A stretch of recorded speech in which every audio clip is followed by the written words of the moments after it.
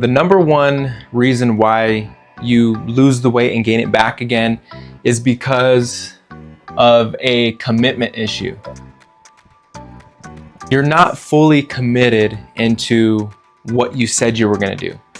And you can know this and be aware of it by the language you use. So I'm going to see if this is going to work for me, or I'm going to try, right? I plan on doing this. All of these things are low commitment words. Whenever you speak about creating a lifestyle around healthy living, it's going to be, this is what I'm doing, this is where I am going, and I don't care what's in my way, I'm gonna figure out how to get there. We come in intimidated a lot of times and we're like, oh, I'm gonna try, I'm gonna see if this is gonna work. Because we're thinking about past times that when we did this, we didn't succeed. All you need to be thinking about is, I'm going to do this. This is where I'm headed, and nothing's gonna take me from it. The second reason why we lose the weight and gain it back, we're in it for the quick results. We have a problem or an issue with doing it for a lifestyle, doing it for something that's going to be forever. And here's something also, if you get nervous or if you feel like this is something that I'm not going to be able to sustain for the rest of my life, then don't do it. Don't commit to it. Commit to something where you can say, this is going to challenge me, but I feel confident that I could do this for the rest of my life. The third and final reason, you stopped making goals. This is the thing that's going to excite you, motivate you in the beginning to get started. Obviously, we know discipline, consistency, character is really what's going to keep us going.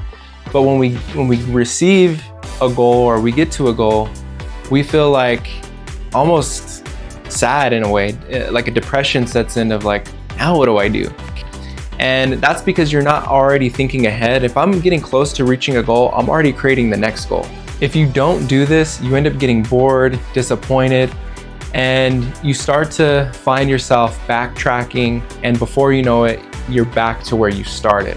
So now I'm gonna go into the actionable steps so that way you can take it and continue to not only reach your weight loss goals, but keep it off. So I'm gonna give you 3 steps, just like I gave you the 3 issues with losing the weight and getting it back. And they're gonna all tie into 1 through 3. So number 1 is the commitment issue.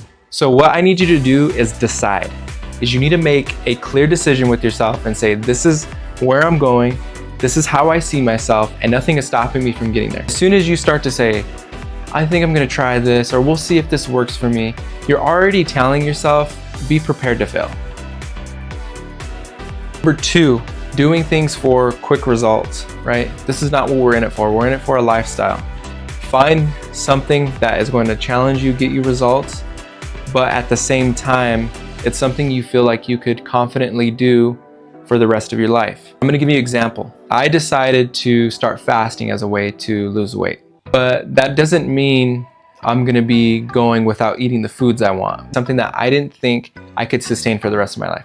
I like carbs, I like tortillas, bread, I like fruit, I like to eat carbs, so I'm not gonna be able to sustain a no carb diet. I love eating fatty meats, I like ribeyes, I like chuck roast, pork, bacon, right? So I'm not gonna do a low fat diet. I know I'm not gonna be able to sustain that. So I'm not even gonna bother doing it. The other thing is I feel like I can go a long period of time without eating. That's natural for me. I've always been somebody who skipped breakfast.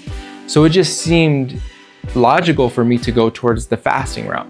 When I work with clients, this is always questions that are coming up, but I'm asking them of like, what do you feel like you could go without, and what do you feel like you wouldn't want to remove from your life? We don't want to plan a lifestyle or something around what you plan on quitting eventually. Last thing is, you already have a goal that excites you in the beginning of what you're gonna look like. You have this vision of where you're going. As you start to get closer to that, as you start to approach, do not stop making goals. Continue to make goals. For me, I wore this shirt on purpose because for me, it was the marathon. I had already reached or got close to my goal, and I knew from the past that like I've gotten to my goal before and let it go. So like, what do I have to do to continue pushing me? So I seen this marathon that was like 3 months out, past when I was gonna reach my goal. So I was gonna reach my goal, let's say in September, and this marathon was in December. And so that's an example, is like, is you have this weight loss goal, and then you're getting close to reaching it. Start figuring out your next goal, figuring out what excites you, what makes you nervous. This marathon actually had me, in fear at night, because I was thinking, man, am I prepared? Am I gonna be able to cross that finish line? And so that's the kind of feeling that you need when it comes to creating your next goal. Excitement, a little bit of fear. This is what's gonna motivate you to continue and keep going.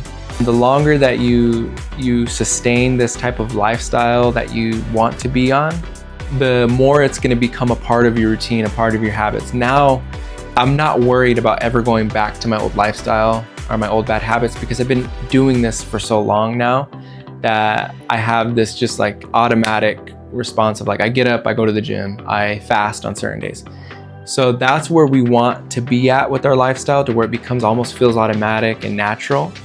And you will get there. It just takes a little bit of time, and follow these steps and I guarantee you will get there. We'll see you in the next video. Don't forget to like, subscribe, and comment any questions you have. Thank you.